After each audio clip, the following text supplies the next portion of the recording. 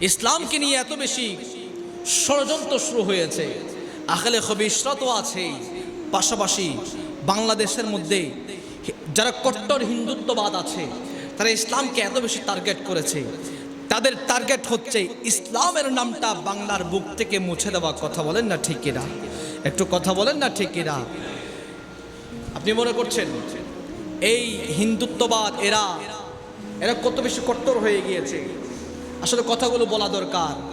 এক সময় আমরা বাংলাদেশ ছিল ভ্রাতৃত্বের একটা বন্ধনের দেশ, যেখানে ধনী গরিব হিন্দু মুসলিম সকল ধর্মের মানুষ একসাথে বসবাস করবে, কেউ কাউকে আঘাত করবে না। আমরা মুসলমানরা সেটা মেনে নিয়েছিলাম। আমরা মুসলমানরা সবাইকে এক মনে করেছিলাম।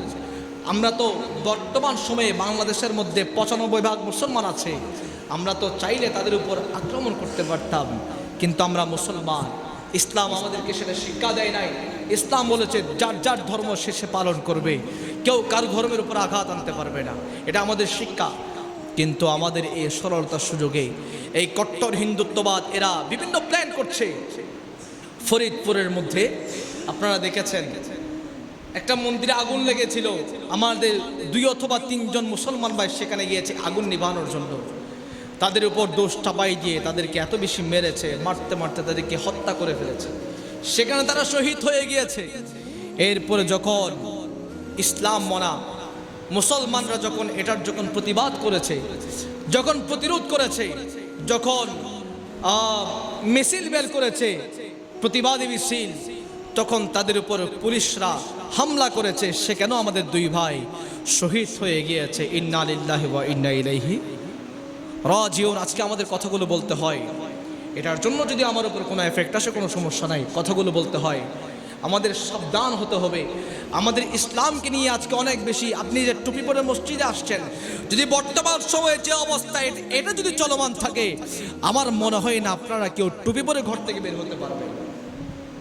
ষড়যন্ত্র আজকে অনেক দিন দিন বেড়ে চলছে। আপনি কি মনে করছেন প্রায় 3 জন মুসলমানকে পিটিয়ে হত্যা করেছে, ওপেন জনমানুষের সামনে হত্যা করেছে? এটার বিষয়ে কোনো টিভি চ্যানেলের কোনো নিউজ নাই, এটার বিষয়ে কোনো মামলা নাই।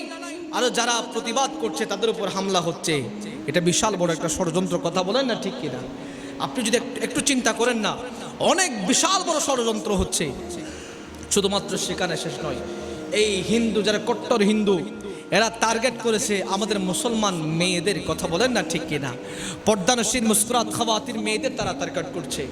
তারা নিজেকে মুসলমান হিসেবে অ্যাক্টিং করছে। অ্যাক্টিং করে আমাদের সাধারণ মেয়েরা, আমাদের মুসলমান বোনেরা, তারা তো বুঝতে পারে না ছেলেদের থেকে মেয়েদের গিলু একটু কম থাকে। মেয়েরা হচ্ছে বুঝে কম, চিল্লাই বেশি। এই মেয়েরা বুঝতে না পেরে যে হিন্দু যারা টার্গেট নিয়ে কাজ করছে, এদের হিন্দু ছেলেরা মেয়েদেরকে প্রেমের ফাঁদে ফেলে বিভিন্নভাবে তাদেরকে ইউজ করছে। এরপর বিভিন্ন রাষ্ট্রের মধ্যে তাদেরকে পাচার করে দিচ্ছে। কথা বলেন না ঠিক কিনা? আমাদেরকে সংশোধন হতে হবে, আমাদেরকে সচেতন হতে হবে, আমাদের মা বোনদের সচেতন হতে হবে।